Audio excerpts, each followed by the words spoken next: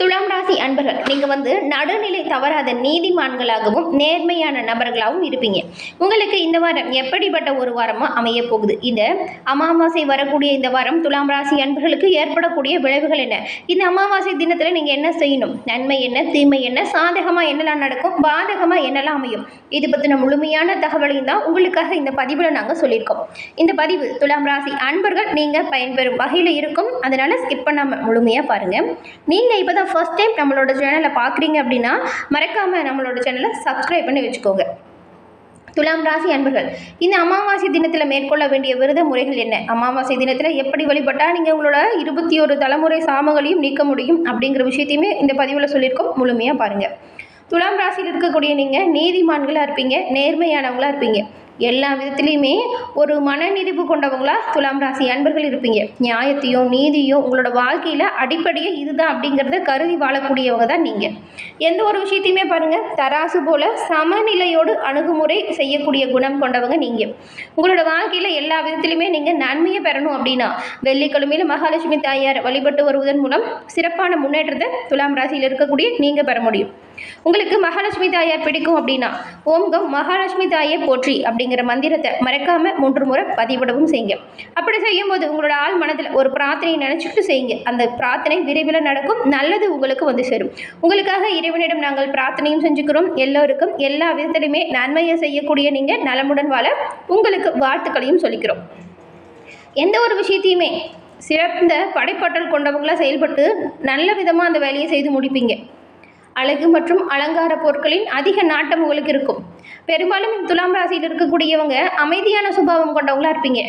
எந்த நிலையிலும் சரி, இன்பத்தையும் துன்பத்தையும் ஒரே மாதிரியாக கருதும் தன்மை கொண்டவங்க தான் நீங்கள். ஏழை பணக்காரன் இந்த பேதம் இல்லாமல் எல்லோருக்கிட்டையுமே எளிமையாக பழகுவீங்க.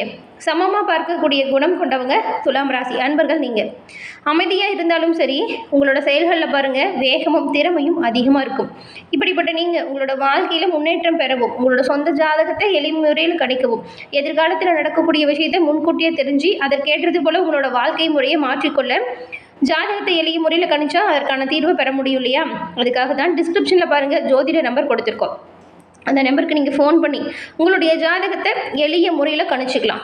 அது மட்டும் இல்லாமல் நிறைய பேர் பாருங்கள் இவங்ககிட்ட ஃபோன் மூலியமாகவே ஜாதகம் கணிச்சிருக்காங்க. இப்போ உங்களோட வாழ்க்கையில் சிறப்பான ஒரு முன்னேற்றம் கண்டதா சொன்னாங்க. அதனால தான் உங்களுக்குமே பயன்பெறும் அப்படிங்கிற வகையில் இந்த நம்பரை கொடுத்துருக்கோம். துலாம் ராசியில் இருக்கக்கூடிய நீங்கள் சுக்கிர பகவானை ராசி அதிபதியாக கொண்டவங்க. இந்த துலாம் ராசி நம்ம தினமும் பார்க்குற ராசியில் 7ஆவதாக வருது. சித்திரை, சுவாதி, விசாகம் இந்த 3 நட்சத்திரத்தையும் உள்ளடக்கியது இந்த துலாம் ராசி. பெரும்பாலும் நீங்கள் காற்று ராசியாகவும் இது ஒரு ஆண் ராசியாகவும் பார்க்கப்படுது.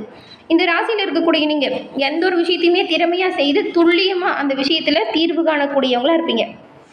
இப்படிப்பட்ட துலாம் ராசியில் இருக்கக்கூடிய சித்திரை, சுவாதி, விசாகம் இந்த 3 நட்சத்திரக்காரங்களுக்கும் ஏற்படக்கூடிய விளைவுகள் என்ன? இந்த மாதத்தின் கிரக அமைப்புகள் என்ன மாதிரியான தாக்கத்தை உங்களுக்கு ஏற்படுத்த போகுது? இது பற்றின முழுமையான தகவலையுமே வாங்க நாம் இப்போ விரிவாக பார்க்கலாம். இது வரைக்கும் பார்த்தோம் என்னென்னா, துலாம் ராசிக்காரங்க அன்பானவங்க, அமைதியானவங்க, எந்த சூழ்நிலையுமே இவங்களோட விடாமுயற்சியோடு அவங்க மேற்கொள்ள வேலையை திறமையாக செயல்படுத்தக்கூடியங்க அப்படின்னு பார்த்தோம். இந்த சுக்கிரன் உங்கள் ராசி அதிபதியாக இருக்கிறதுனால பெரும்பாலும் நீங்கள் கலைகளுக்கு அதிக முக்கியத்துவம் கொடுக்கக்கூடியவங்களாக இருப்பீங்க. இந்த சித்திரை நட்சத்திரக்காரங்களை பொறுத்த வரைக்கும் இந்த வாரத்தின் கிரக நிலை ஜென்ம ராசிக்குள்ளே சஞ்சரிக்கக்கூடிய செவ்வாய் உங்களுடைய செயல்கள் எல்லாத்துலேயுமே நல்ல ஒரு வேகத்தை ஏற்படுத்த போகிறாரு. வேகத்தை நீங்கள் விவேகமாக பயன்படுத்திக்கிட்டால் நல்லது. எடுத்தோம் கவிழ்த்தோம் அப்படின்னு சில முடிவுகளை மேற்கொள்ளக்கூடிய சூழல் வரும். அதை மட்டும் தவிர்த்தா ரொம்பவுமே நல்லது. ஏன்னா இப்படி எடுத்தோம் கவுத்தமோன்னு நீங்கள் செய்யக்கூடிய வேலையில் ஏற்படக்கூடிய பின்னடைவு என்ன நடக்கும் அப்படின்னு பார்த்தா பொருளாதார ரீதியாக நெருக்கடியும் தொழிலில் கொஞ்சம் பிரச்சனையும் கொடுத்துரும். கவனமாக முன்னெச்சரிக்க எல்லா விஷயத்திலும் செயல்பட்டால் நீங்கள் நன்மையை பெரும்பாலும் பெற முடியும். ஞான மோட்சக்காரகனாக இருக்கக்கூடியவர் லாபஸ்தானத்தில் சஞ்சாரம் செய்கிறதுனால பணம் சீராக வரவு இருக்கும். நடக்க வேண்டிய வேலை ஒவ்வொன்றா கரெக்டாக நடக்கும்.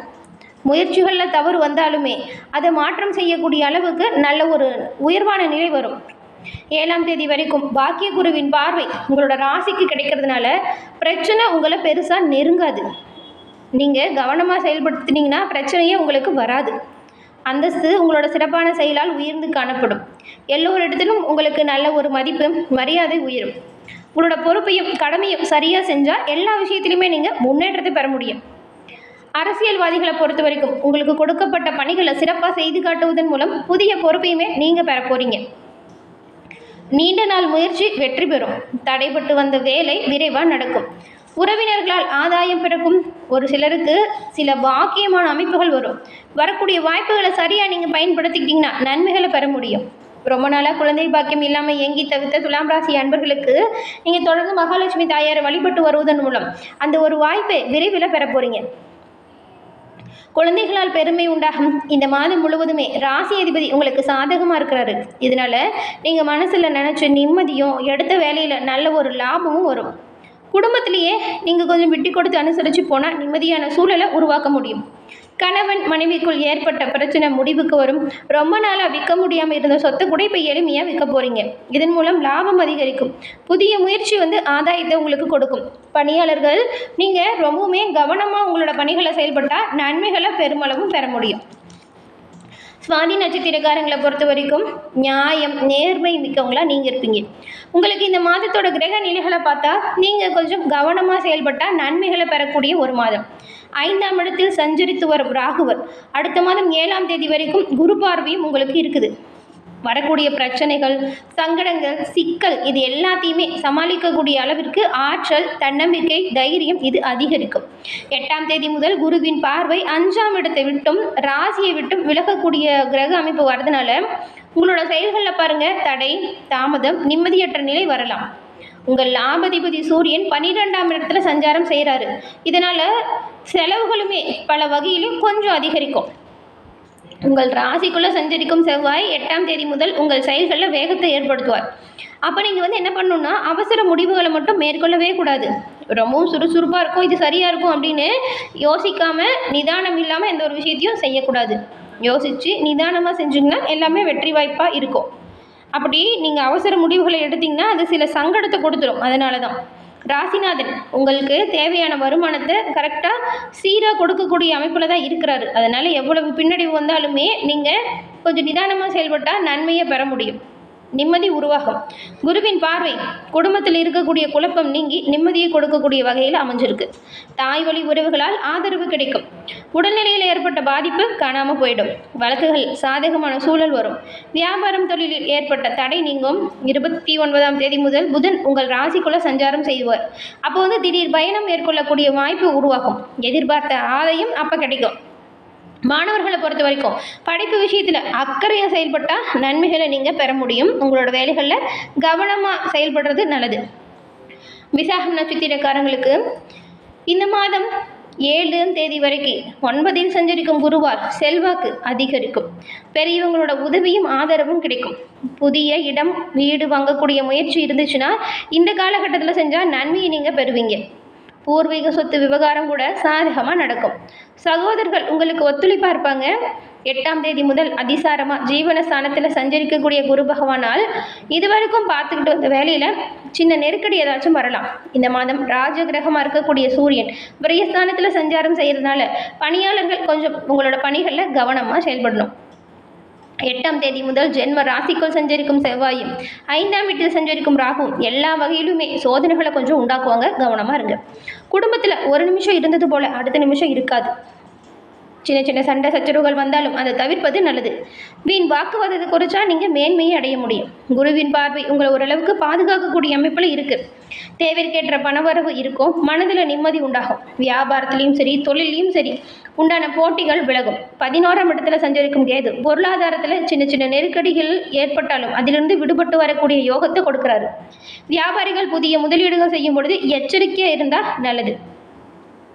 இந்த துலாம் ராசியில் இருக்கக்கூடிய சித்திரை, சுவாதி, விசாகம் இந்த 3 நட்சத்திரக்காரங்களுமே இந்த அமாவாசை தினத்தில் உங்களோட முன்னோர்களுக்கு தர்ப்பணம் செய்து வழிபடுவதன் மூலம் நன்மையை பெற முடியும்.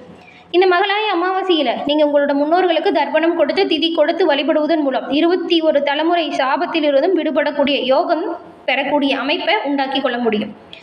மறக்காமல் இந்த 3 நட்சத்திரக்காரங்களும் இந்த அமாவாசை தினத்தில் உங்களுடைய முன்னோர்களுக்கு தர்ப்பணம் கொடுத்து வழிபாடு செய்வதும், உங்களுடைய குல தெய்வத்தை நீங்கள் அமாவாசை தினத்தில் வழிபாடு செய்வதும், இந்த 2 விஷயங்களுமே ரொம்பவுமே சிறப்பான முன்னேற்றத்தை உங்களோட வாழ்க்கையில் ஏற்படுத்தக்கூடிய யோகத்தை கொடுக்கும்.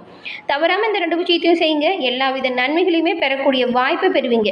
இந்த ஒரு வாய்ப்பை மட்டும் தவற விட்டுடாதீங்க. வருடம் முழுக்கவும் தர்ப்பணம் கொடுத்த பலனை இந்த 1 மாதம் கொடுப்பதன் மூலம் நீங்கள் பெற முடியும். தொடர்ந்து பார்த்தமைக்கு நன்றி நேயர்களே.